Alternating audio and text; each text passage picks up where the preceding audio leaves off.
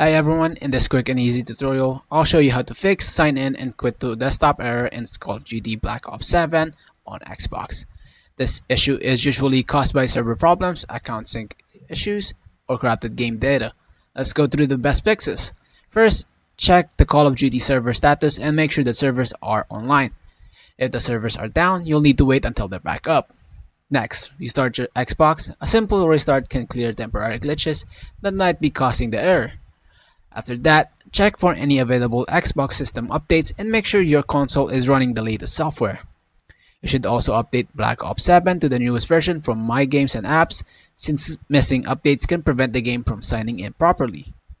Next, check the Xbox network status to make sure all Xbox services are online and working normally. If the issue continues, go to Settings, the Network, Advanced Settings, and clear your alternate MAC address. Your Xbox will restart automatically after this.